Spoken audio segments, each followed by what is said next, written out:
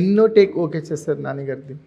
నాని గారిది కొన్ని టేక్స్ వెళ్తుంది అది ఖచ్చితంగా. అది ఆయన వల్ల అన్నది కాదు, ఉంటుంది కదా అట్మాస్ఫియర్ అంత పెద్ద ఇది సెట్ చేస్తున్నప్పుడు కొన్ని ఉంటుంది. కొన్ని షాట్ వెంటనే త్వరగానే ఫస్ట్ షాట్లోనే అయిపోయేది. కొన్ని షాట్ కొంచెం ఈ సెటప్లు ఒకసారి పౌడర్ కానీ ఒకసారి ఫైర్ కానీ కొన్నిసారి అంత ఎనర్జీలో చేస్తున్నప్పుడు కొన్నిసారి ఆయన వల్ల ఇట్లా జరుగుతుంది. అది దట్ హ్యాపెన్స్. ఫైనల్ టేక్ ఎట్లా వస్తుంది దాని దాకా మనం వదలకుండా ఎట్లా చేస్తున్నాం అన్నది నాని గారు ఆయన. సో మాకు హార్డ్ వర్క్.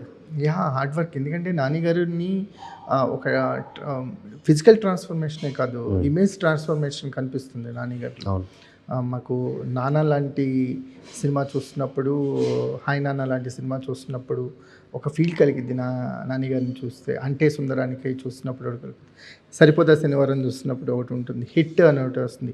ఈ ప్యారడైజ్ వీటన్నిటికంటే అబోవ్ ఆల్ లాగా అనిపిస్తుంది.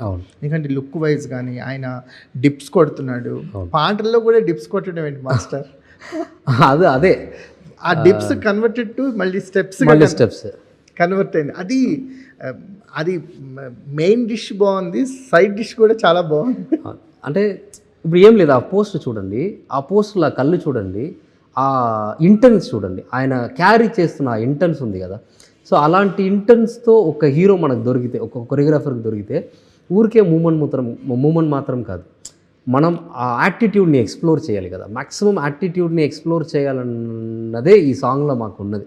మూమెంట్స్ ఉండాలి, డాన్స్ ఉండాలి, బిల్డప్ ఉండాలి, కానీ త్రూ అవుట్ సాంగ్లో మన యాటిట్యూడ్ని ఎలా మూమెంట్గా కన్వర్ట్ చేద్దాం అన్నదే ఆ పుషప్ మూమెంట్ కానీ ఆ పుల్లప్స్ కానీ ఇవన్నీ దానివల్ల వచ్చింది.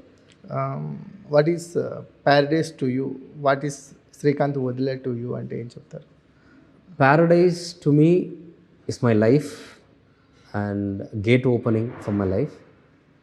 శ్రీకాంత్ అన్న అన్నయ్య అంతే. అన్నయ్య ఏంటంటే కొన్ని విషయాలు లైఫ్లో మనకి అది మనం వెళ్ళి ఎంత తెచ్చుకున్నా అది దొరకదు, అది ఆటోమేటిక్గా దేవుడు దయ వల్ల జరుగుతుంది.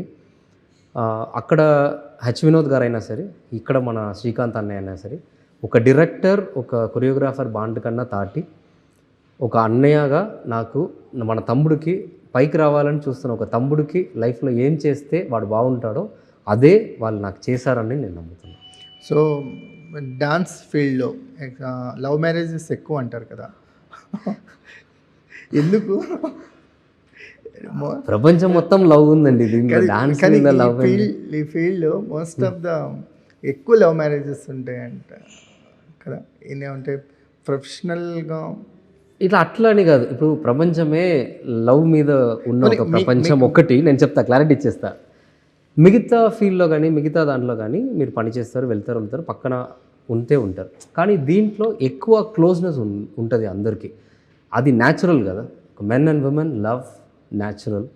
సో అది ఇంకా దగ్గర ఉన్నప్పుడు ఎక్కువ జరుగుతుంది, కొంచెం దూరం ఉన్నప్పుడు తక్కువ జరుగుతుంది, అంతే. ఇంకా వేరే అంతే. మీరు మీ పరిస్థితి ఏంటి మాస్టర్?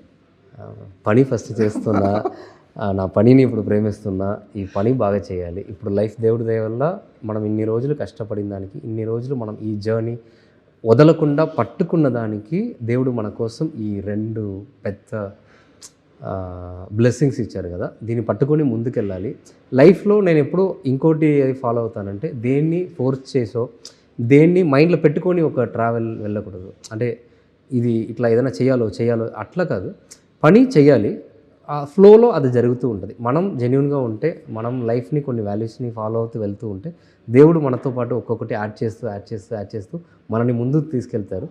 సో అలా లైఫ్ కూడా జరిగింది. Go with the flow.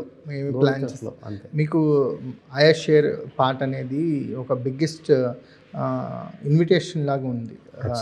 Biggest invitation, gate open అని చెప్పా కదా, యువర్ కెరియర్. మీరు ఈ ఇన్విటేషన్ పట్టుకొని మీరు ఎక్కడికైనా వెళ్ళిపోవచ్చు.